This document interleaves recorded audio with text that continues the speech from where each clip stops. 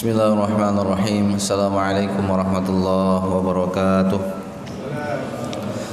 Alhamdulillahirabbil alamin. Wassalatu wassalamu ala asyrafil anbiya'i wal mursalin wa ala alihi wa sahbihi ajmain. Allahumma la ilma lana illa ma 'allamtana innaka antal alimul hakim wa tub lana innaka antat tawwabur rahim. Rabbi shrah li sadri wa yassir li amri wa hlul 'uqdatam min lisani yafqahu qawli. Wa qala Allah Ta'ala fil Qur'anil Karim, a'udzu billahi minasyaitonir rajim. Asy-syaitanu ya'idukumul faqra wa ya'murukum bil fahsya wallahu ya'idukum maghfiratan minhu wa fadla wallahu wasi'un 'alim. Shadaqallahul 'azim. Alhamdulillah, segala puji bagi Allah Subhanahu wa taala. Malam ini Allah masih izinkan kita bertemu di masjid yang mulia ini. Kita berdoa kepada Allah Subhanahu wa taala, semoga Allah Subhanahu wa taala menganugerahkan kesehatan kepada kita semua, menjauhkan wabah corona pada diri kita dan keluarga kita, orang-orang yang kita cintai. Dan kita berdoa kepada Allah semoga amal soleh yang kita lakukan diterima di sisi Allah dan akan memberatkan timbangan kebaikan kita nantinya di yaumil qiyamah. Amin ya rabbal alamin. Salawat dan salam kita sajikan ke pangkuan junjungan kita baginda Nabi besar Muhammad sallallahu alaihi wasallam, Rasul yang menjadi uswah dan qudwah dalam kehidupan kita sehari-hari. Kaum muslimin sidang jamaah salat maghrib dan isya yang dimuliakan oleh Allah Subhanahu wa taala. Malam ini adalah pembahasan terakhir kita kaitannya dengan masalah riba, dan malam ini secara khusus kita akan mengkaji beberapa isu yang hari ini sedang terjadi di tengah-tengah masyarakat kita terkait dengan lembaga keuangan syariah di Aceh. Karena Qanun Lembaga Keuangan Syariah nomor 11 tahun 2018 yang di dalam qanun tersebut mengamanahkan bahwa semua lembaga keuangan yang ada di Aceh semuanya harus dalam bentuk syariah. Jadi lembaga keuangan, apakah dia perbankan, apakah dia asuransi atau lembaga keuangan lainnya yang tidak berbasis syariah di tahun 2022, kalau saya tidak salah di awal bulan Januari, apabila dia tidak syariah maka dia harus meninggalkan Nengro Aceh Darussalam. Qanun ini sudah disahkan di tahun 2018 dan turunan pembahasan qanun ini sudah lama. Yang pertama, ini yang kemudian dipermasalahkan oleh sebahagian orang hari ini, oleh teman-teman kita para pengusaha yang meminta kembali untuk merevisi qanun ini, lalu kemudian meminta lembaga keuangan di Aceh tetap beroperasi dalam dua bentuk. Satu lembaga konvensional yang mempraktekkan bunga, dan satu lagi yang bersyariah sebagaimana yang sudah-sudah. Jadi jangan semuanya syariah. Kenapa? Yang pertama, takut kehilangan investasi dari luar. Nah, ini coba kita angkat dan kita bahas, jamaah yang dimuliakan oleh Allah. Yang pertama, jemaah yang dimuliakan oleh Allah Subhanahu wa taala, qanun LKS ini bukanlah qanun yang lahir begitu saja tanpa sebuah kajian, tanpa sebuah riset yang mendalam, ataupun dia lahir secara tiba-tiba.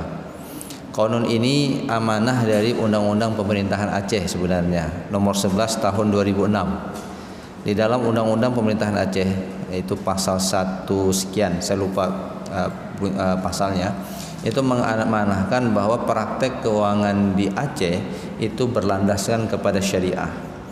Turunannya kemudian lahirlah Qanun nomor 8 tahun 2016, yaitu Qanun yang bicara tentang pokok-pokok syariat Islam. Ada pasal di situ yang kemudian menegaskan bahwa praktek keuangan syariah, praktek keuangan di Aceh harus berdasarkan kepada syariah. Lalu nanti di ujung pasal itu akan diatur dalam peraturan tersendiri. Maka lahirlah qanun berikutnya, qanun yang bicara khusus tentang lembaga keuangan syariah yang kemudian disahkan di tahun 2018, qanun nomor 11. Pembahasan qanun lembaga keuangan syariah ini itu hampir 2 tahun. Diadakan riset bagaimana persepsi masyarakat Aceh terhadap kegiatan keuangan, apakah full syariah ataupun masih mengakomodir. Ada lembaga keuangan syariah, ada juga lembaga keuangan konvensional. Dari kajian-kajian yang ada, itu menunjukkan dan punya keinginan yang sangat besar dari masyarakat bahwa kita menginginkan praktek keuangan kita semuanya berbasis syariah. Ini hanya praktek lembaga keuangan. Sebenarnya ada yang lebih besar lagi yang kita belum bahas, yaitu bagaimana praktek ekonomi secara umum. Sekarang lembaga keuangan syariah, gimana dengan pasar? Sekarang di pasar banyak para rentenir. Nah, gitulah kira-kira. Kenapa kita belum menyentuh pasar untuk juga beraktivitas sesuai dengan syariah? Tidak ada rentenir di sana, timbangannya itu sesuai. Karena kemarin saya dikirimin video trik bagaimana orang pedagang itu melakukan penipuan. Jadi kita sering kan beli daging kadang-kadang kan, kita tunjuk nyonekoh apa, sap dipotong dagingnya kan, pas masuk ke plastik daging yang lain, kita tahu sampai ke rumah yuk. Nampaknya beda dengan daging yang saya tunjuk tadi gitu. Kenapa? Waktu dia ambil ini dia sudah punya gerakan yang sangat cepat memasukkan sesuatu yang lain. Tiba-tiba kan agapah, menuluh anak cok gapah. Itu kan sering. Nah, begitu juga kemarin video yang dikirim kepada saya, dia timbangnya timbang apel, Pak. Jadi ketika timbang apel, nah apelnya ditaruh 1 kilo misalnya, tangan ini satu juga bermain di samping timbangan itu ditaruh apel lain tapi di luar keranjang, di luar plastik. Jadi kekurangan satu buah apel gitu beratnya itu. Itu kan trik melakukan tadlis, tipu menipu di dalam praktek jual beli. Nah, ini belum diatur. Yang diatur sekarang baru lembaga keuangan syariahnya. Sedangkan praktek keseharian kita di pasar, bagaimana barang yang dijual itu asli, tidak palsu. Kadang-kadang kayak pekahnya asli kan, tapi sudah aspal, asli tapi palsu katanya. Nah, kita tidak tahu. Ini barang KW berapa? Bukan KW 1, KW 2, KW 20 dah. Cuman kita tidak pernah mengetahui barang itu asli ataupun tidak. Kita kena tipu terus dalam melakukan transaksi. Ini belum dipertegas oleh pemerintah kita dan ini PR besar. PR besar. Kalau lembaga keuangan wajib disyariahkan di tahun 2022, pertanyaannya bagaimana dengan bisnis lainnya? Contoh hotel, perlu nggak hotel disyariahkan? Ya kan? Lalu pertanyaan, ada orang mengatakan, kenapa harus semua syariah? Nanti ada mobil syariah, sepeda syariah, yang dayungnya itu tutup aurat katanya, atau gimana gitu kan? Sampai orang kemudian mempersepsikan syariah ini sebagai sesuatu yang tidak tepat ketika ditabalkan kepada sesuatu yang sifatnya muamalah.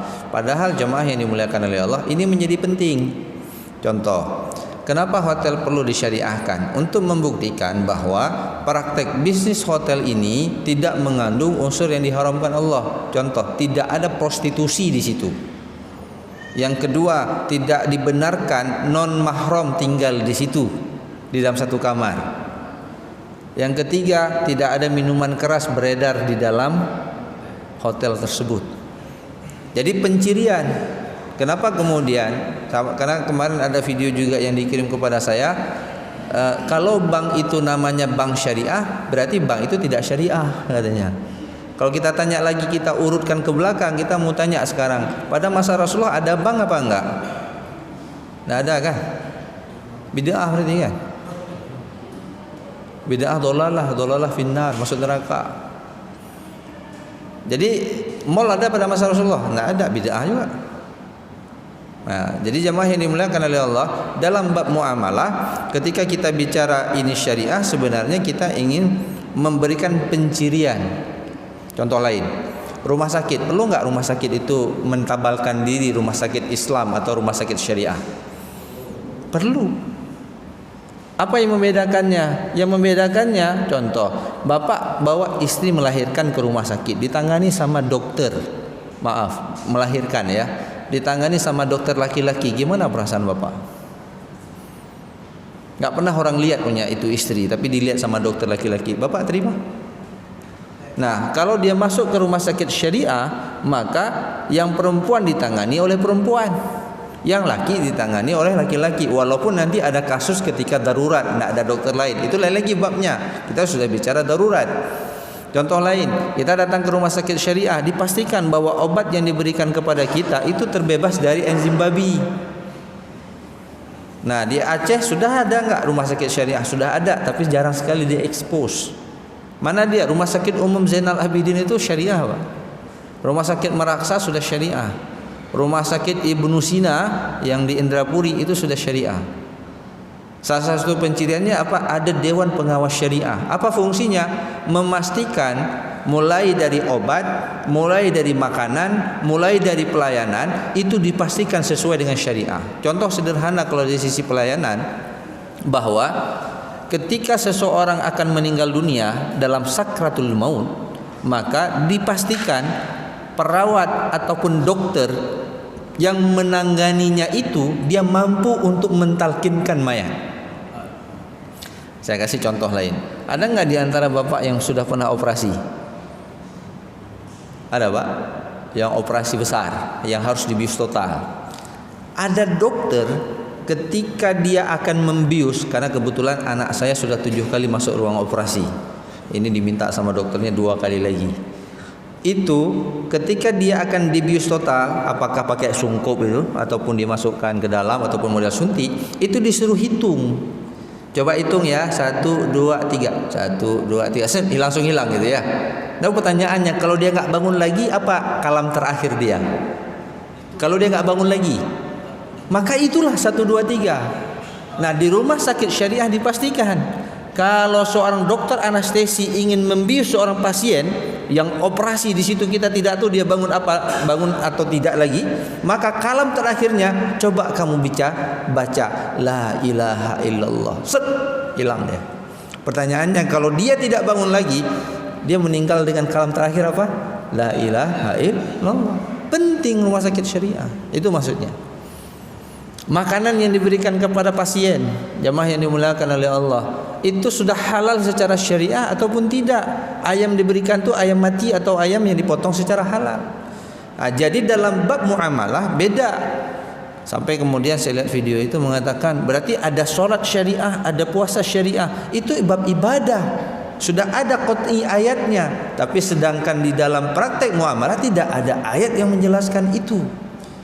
Nah jamaah yang dimuliakan oleh Allah Subhanahu wa taala, maka perlu dihadirkan kata Islam atau dihadirkan nama syariah untuk memberikan pencirian bahwa praktek dari lembaga tersebut, lembaga bisnis tersebut itu sesuai dengan nilai-nilai syariah. Nah, kita kembali jemaah yang dimuliakan oleh Allah, kenapa kemudian hari ini sebahagian daripada teman-teman kita melakukan penolakan? Nah, penolakan ini sebenarnya sudah disinyalir oleh Allah Subhanahu wa taala di dalam surah Al-Baqarah ayat 268. Allah Subhanahu wa taala berfirman, "Asy-syaitanu ya'idukumul faqra." Setan itu menjanjikan kepada kamu kefakiran. Wa ya'murukum bil fahsya, lalu mendorong kamu untuk melakukan perbuatan keji. Jadi orang itu karena dia takut akan miskin, ada bisikan-bisikan untuk melakukan kejahatan, dia akan lakukan. Kalau kita jujur kali dalam dagang, kapan kita kaya? Maka memang harus carang-carang. Carang-carang di sini bukan carang teknik pemasaran ataupun cara menjual, temengen. Didorong, jangan jujur-jujur kali lah kalau dalam kehidupan ini. Kalau jujur-jujur kali habis semua modal. Ada yang mengatakan seperti itu. Kalau kita jujur-jujur kali ikut tender nggak menang. Kalau bisa pancing uang dengan uang, supaya uang itu keluar, tolak dulu uangnya. Jadi kalau kita mau tender 20 miliar, kasih dulu 10%, 2 miliar. Baru itu keluar uang 2 miliar, 20 miliar. Nah, itulah dia. Itu kerjaannya setan. Itulah yang dibisikkan hari ini. Ya. Dan ini kerjaannya bukan hanya untuk non muslim ataupun orang yang tidak di dalam masjid. Ini kita pun kadang-kadang lagi nyanyi alhabet jujur dah encok je pe masjid pakai entang ilah naupu. Sawayu ya. Pakai dulu uang masjid, nanti kita bayar. Lupa rupanya. Ada titipan nih ustaz, belum titip ya untuk masjid. Nah, dikasihlah 2 juta. Habis itu pengurus masjid, oh mau beli gula. Nah, itu rumah kan.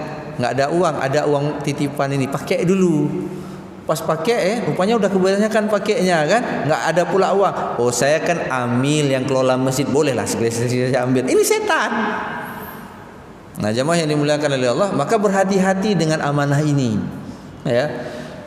Wallahu ya'idukum maghfiratan minkum wa fadla. Dan Allah Subhanahu wa taala menjanjikan kepada kamu maghfirah dan kejayaan, kesejahteraan, wa fadla, kelebihan. Wallahu wasi'un alim. Allah itu maha luas. ya, rezekinya dan Maha mengetahui. Nah, ayat ini jemaah yang dimuliakan oleh Allah berkaitan sebelumnya dengan ayat Al-Baqarah 267 tentang masalah infak.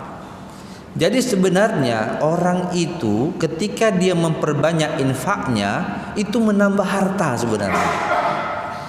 Maka ayat di dalam Al-Quran tentang riba itu disandingkan oleh Allah lawannya itu dengan infak. Jadi negeri ini akan sejahtera apabila orang banyak dermawan. Ketika orang banyak dermawan, tidak ada orang miskin di sekitar kita.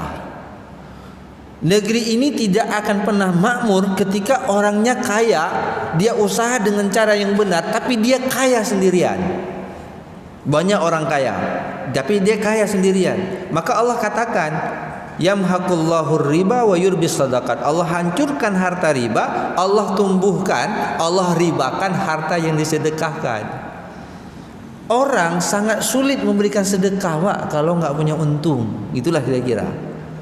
Kalau saya kasih sedekah kepada Bapak, saya supaya dikatakan orang dermawan, nanti kalau pilkada ke depan saya dipilih. Gitu. Memang urungi dermawan hatnya njit cok ke wali kota Banda Aceh ke. Gitu. Tujuannya ke sana. Tapi kalau kita bersedekah secara ikhlas nggak ada orang tahu, itu perkaranya berat, Pak. Padahal sedekah ini mendatangkan harta, sedekah ini mendatangkan kesehatan. Da'u mardakum bisadaqah. Sembuhkan penyakit kamu dengan bersedekah.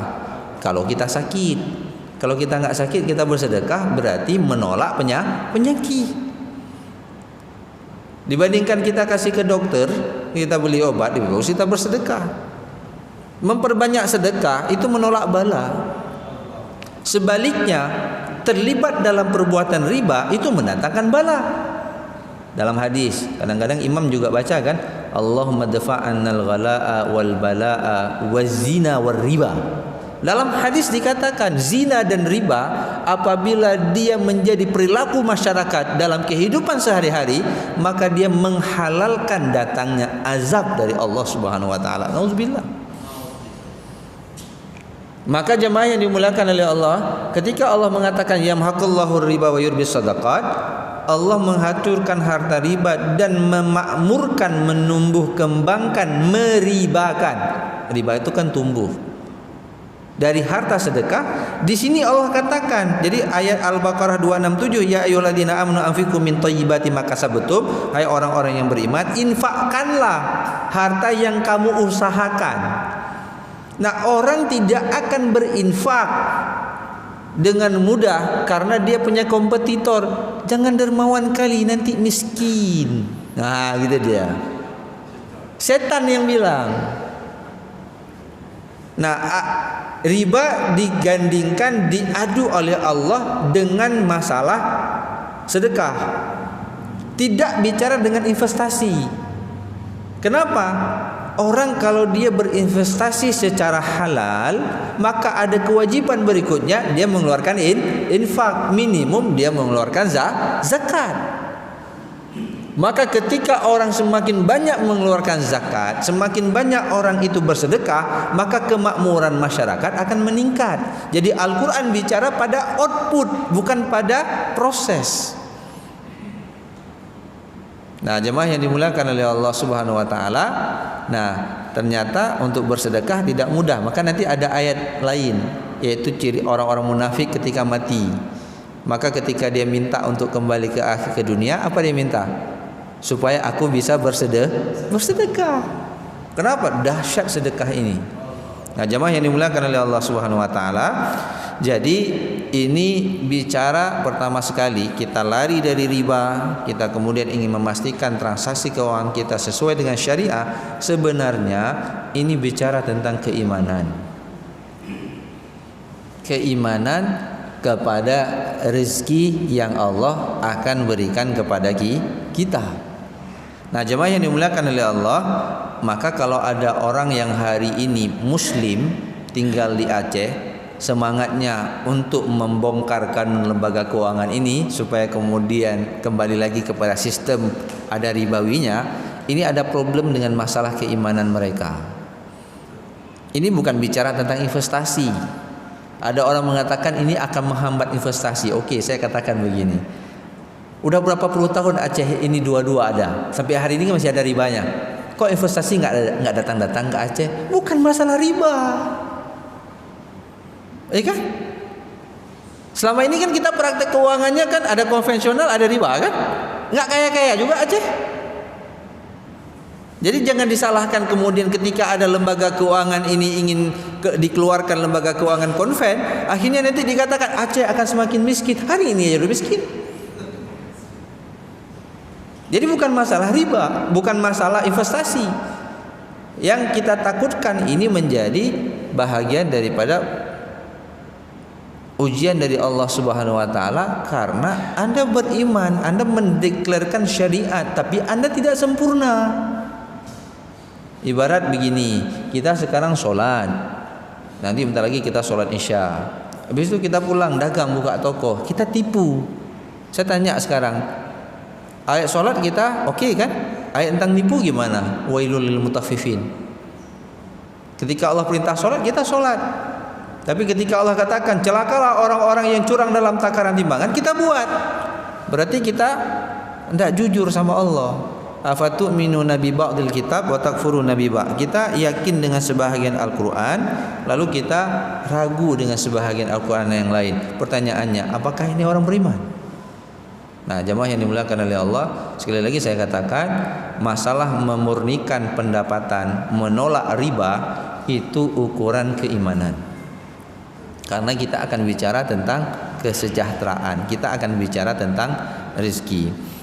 Bukti yang lain, Allah Subhanahu wa taala berfirman di dalam surah Al-Baqarah 278. Ya ayyuhalladzina amanu taqullaha wa dharu ma baqiya minar riba in kuntum mu'minin. Yang kemarin kita sudah bahas, hai orang-orang yang beriman, tinggalkan perbuatan riba apabila kamu beriman. Kalau kamu beriman, tinggalkan riba. Kalau kamu tidak beriman, silakan buat riba.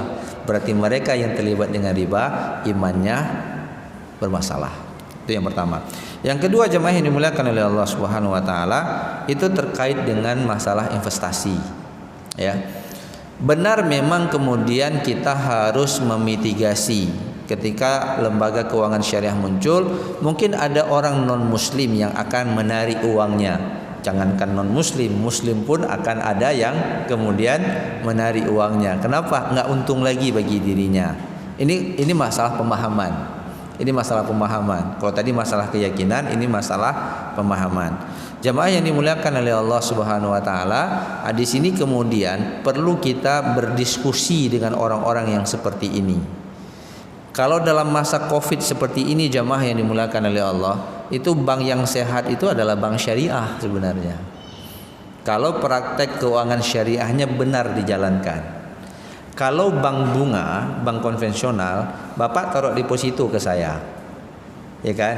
Berarti saya menjanjikan akan membayar bunga kepada Bapak 6% per tahun atau sampai 6-12%. Semakin besar bunga yang saya berikan kepada penabung, maka semakin besar pula uang bunga yang saya minta sama yang ngambil kredit. Kalau saya kasih kepada Bapak 6% keuntungan simpanan Bapak, maka saya ketika ada orang kredit sama saya minta 10%. Selisih 4% keuntungan saya, 6% saya kasih ke Bapak. Oke ya. Ini kan seperti itu selisihnya. Karena mana untungmu itu, Bang? Oke. Nah, sekarang terjadi pandemi Covid, Pak. Orang miskin enggak sekarang? Miskin. Orang yang sedang berusaha ambruk usahanya. Akhirnya dia macet. Saya sudah janji ke Bapak tetap bayar 6% kan? Pertanyaannya dari mana uangnya? Sedangkan dia orang yang pinjam uang sama saya sudah gagal bayar. Oke, saya sita punya dia. Kan nggak mudah sita, itu butuh waktu. Saya tetap harus bayar keuntungan kepada Bapak dalam bentuk bunga.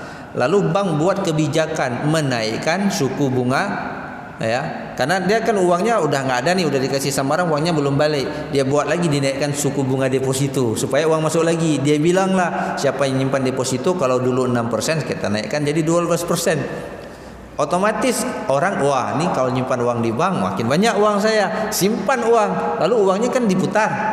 Nah, dengan kondisi seperti ini maka suku bunga pinjaman pun akan semakin naik. Jadi akan semakin saling memberatkan. Nah, di bank syariah tidak seperti itu. Kalau benar dijalankan, kita nyimpan Bapak pakai akad mudharabah. Mudharabah itu bagi hasil, bagi untung, bagi rugi. Kalau sama-sama untung ya naik sama-sama. Kalau rugi sama-sama menahan resiko. Lalu Bapak ngambil pembiayaan di bank syariah, begitu juga kalau pakai akad mudharabah musyarakah, sama-sama untung, sama-sama rugi. Nah, tapi dalam praktek hari ini di bank syariah, akad mudharabah itu belum dijalankan. Ketika seseorang itu meminta pembiayaan dengan bank syariah, dia pakai akad murabahah. Akad itu akad jual beli yang kemudian melahirkan hutang piutang. Nah, kalau dijalankan secara benar, bank syariah settle. Bapak untung besar sebagai pengambil biaya modal, maka bank juga untung besar. Bank berbagi hasil kepada depositor yang kasih uang sama dia, ya sama-sama untung. Ketika yang di bawah ini rugi, bank juga rugi sama-sama. Jadi tidak ada yang dirugikan. Tetap dia akan bermain secara fleksibel. Itulah keadilan di dalam Islam. Indah sekali. Nah, jemaah yang dimuliakan oleh Allah Subhanahu wa taala, ini yang kemudian tidak difahami oleh banyak orang. Nah, lalu kita bilang orang nari investasi kalau ini menjadi lembaga keuangan syariah. Nah, jemaah yang dimuliakan oleh Allah, ada jawaban lain yang bisa kita berikan. Apa dia? Coba sekarang kita lihat bank-bank yang basisnya bukan pemilik non muslim, ya, bukan milik ya muslim ya, non muslim pemiliknya, itu semuanya membuka cabang syariah. Di Aceh ada namanya, saya nggak mau bilang nama banknya, ada syariahnya, ya kan? Kalau di luar negeri ada namanya ANZ Bank, ada Deutsche Bank, ya kan? Ada CIMB. Itu semuanya miliknya bukan muslim pemiliknya. Tapi kenapa ada syariahnya? Ingin saya jelaskan, di situ ada bisnis, di situ ada untung. Dan konsep bisnis di dalam Islam, jamaah yang dimuliakan oleh Allah, bukanlah konsep yang hanya dimiliki untuk orang muslim. Selama kemudian dia menjalankan sesuai dengan nilai-nilai yang ada di dalam Al-Quran maupun di dalam As-Sunnah, itu akan memberikan kesejahteraan. Dan Rasulullah itu melakukan bisnis dengan Yahudi, melakukan transaksi hutang piutang dengan Yahudi, melakukan transaksi jual beli dengan Yahudi. Dan itu dibenarkan karena di dalam hukum syariah, landasan hukum muamalah, ya, kaidahnya al-aslu fil muamalah al-ibaha. Boleh selama tidak ada ayat yang melarangnya. Nah, jemaah yang dimuliakan oleh Allah Subhanahu wa taala, nah sampai di sini kemudian kita harus yakin bahwa ketika kita bersyariah maka kita akan sejahtera.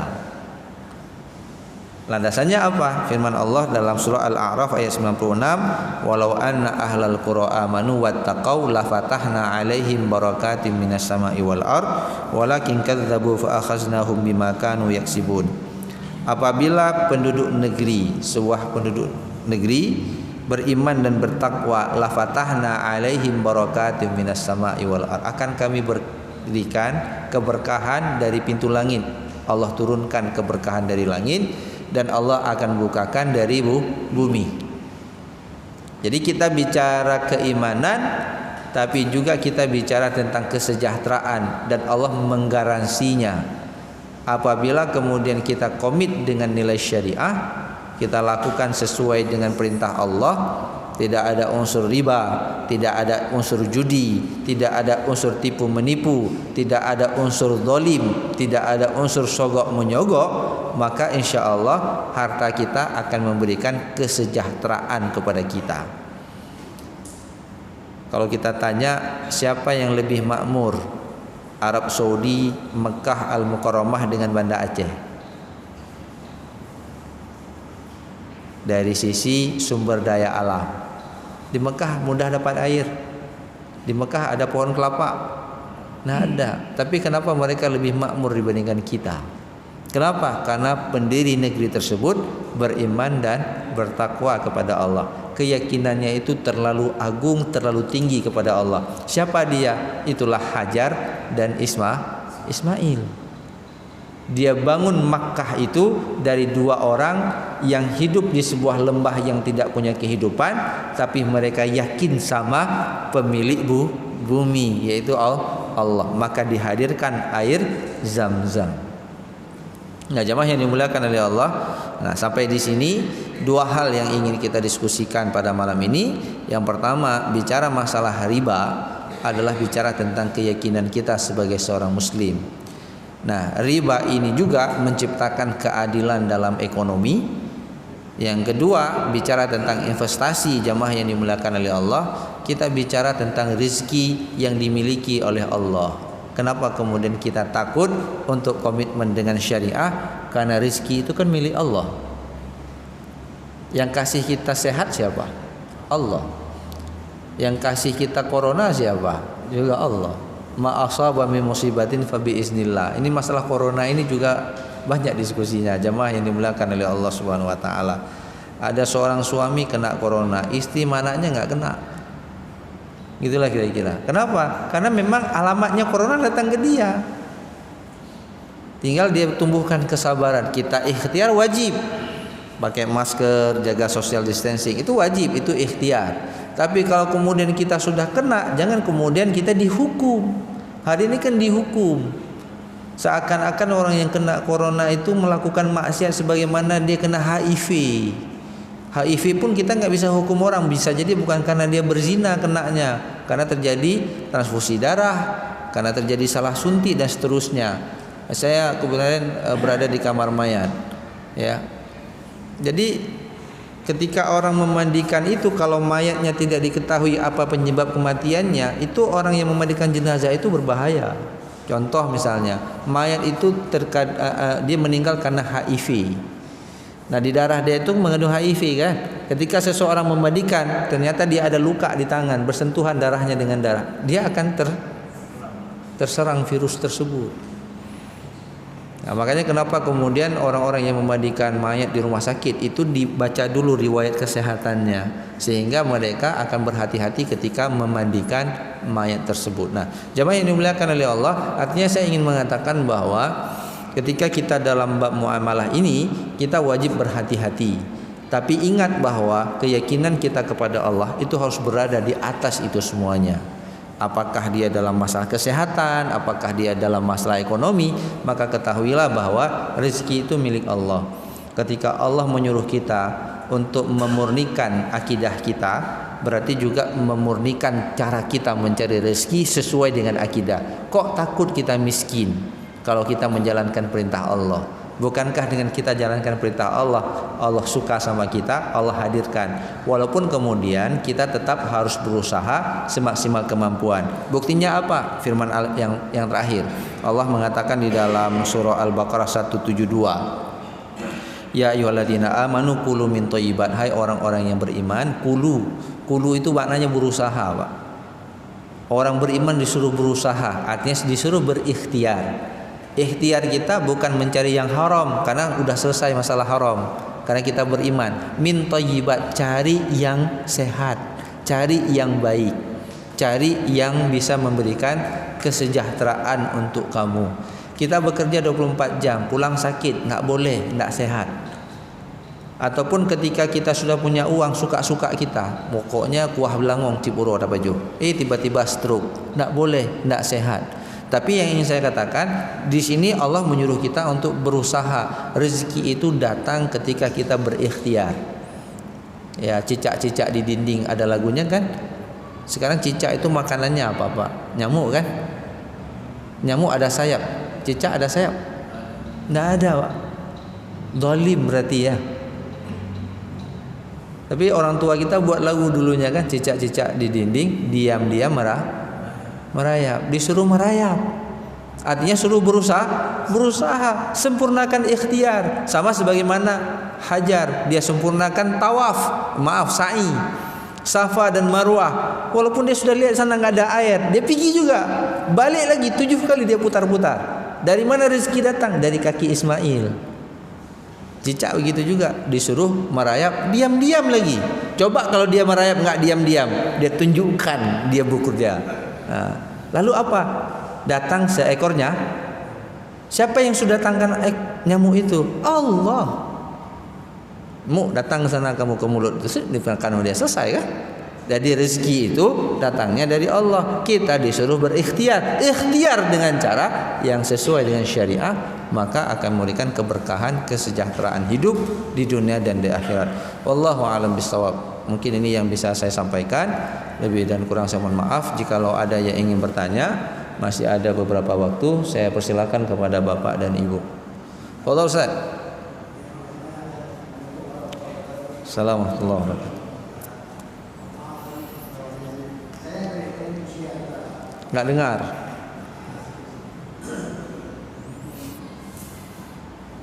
Saya dari Rusia ya, waktu saya buat dulu seminar dengan tempat.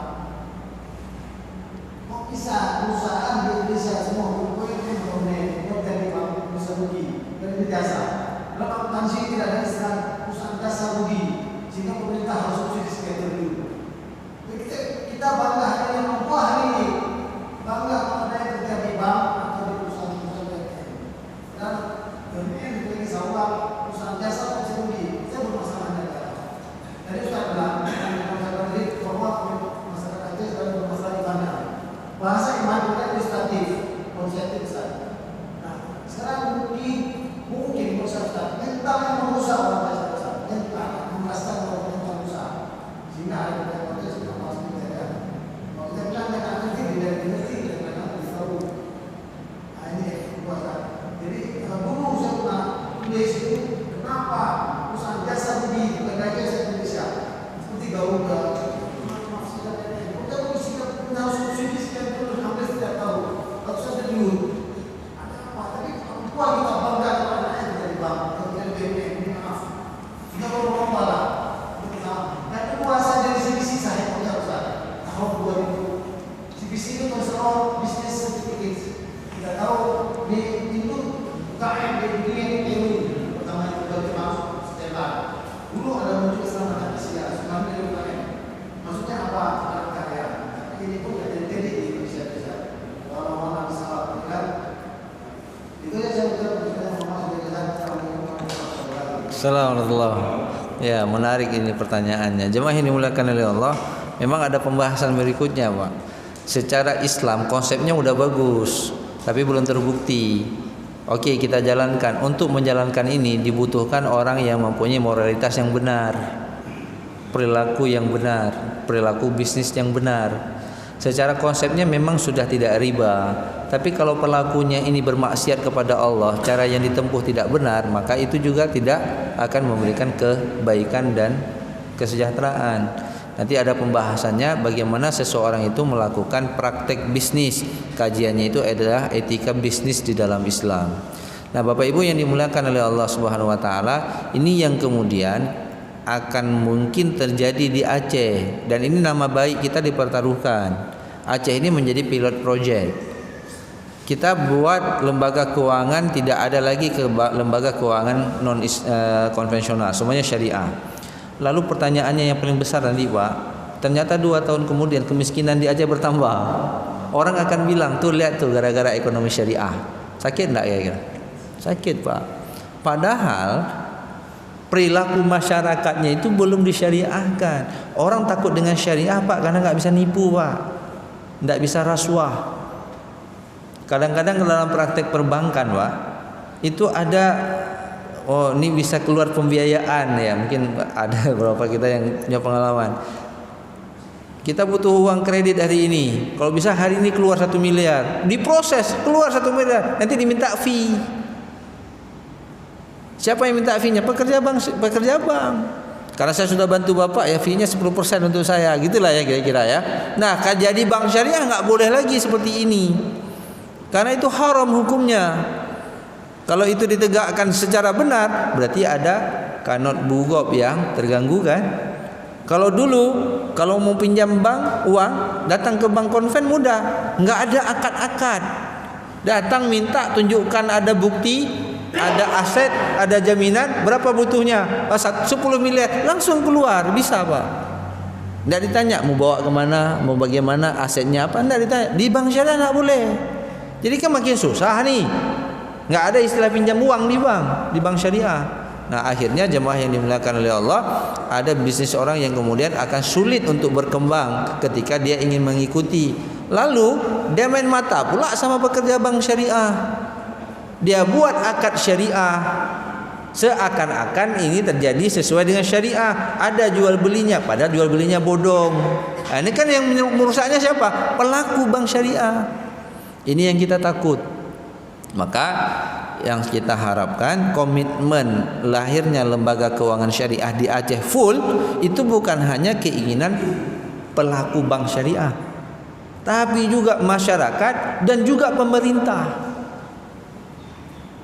Kalau tidak, moralitas tadi jadi masalah.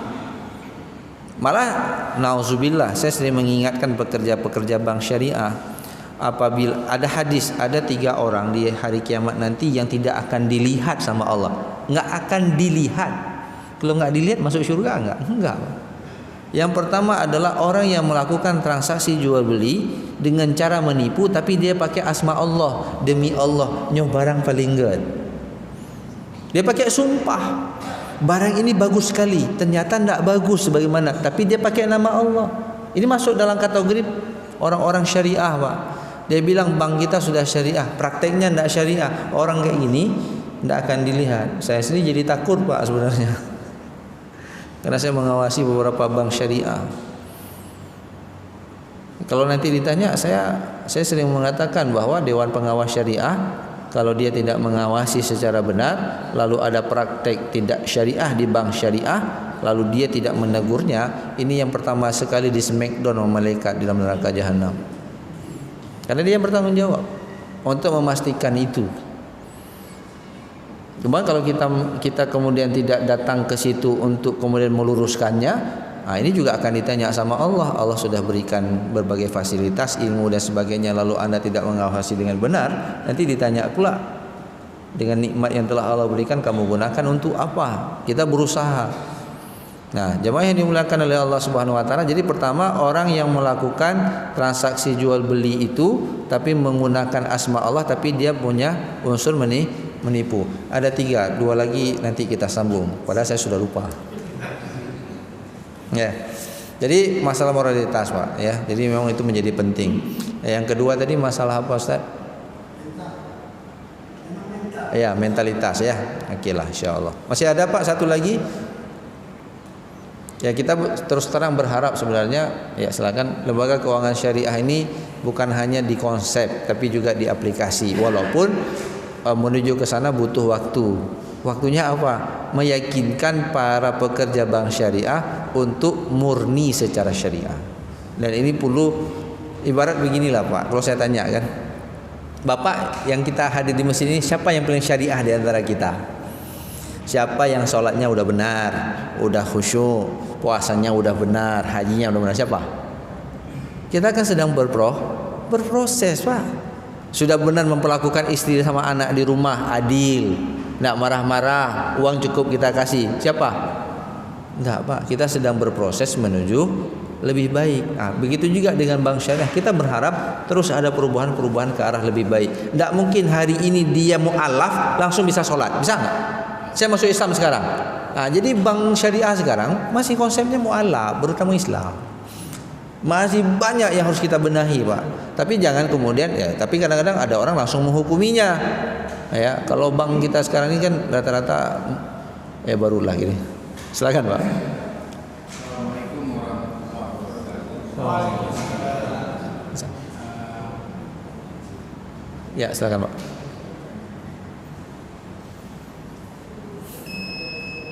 Azan. Saya pensiunan pegawai negeri sipil. Sekarang saya ingin tahu hidup dengan dalam keadaan kredit. Kenapa saya kredit? Ada kebutuhan. Kemudian saya ikuti pengajian sini. Saya tanyakan kepada Ustaz, ternyata kita ambil itu riba. Sampai sama sekarang hidup saya selalu tidak ada ketenangan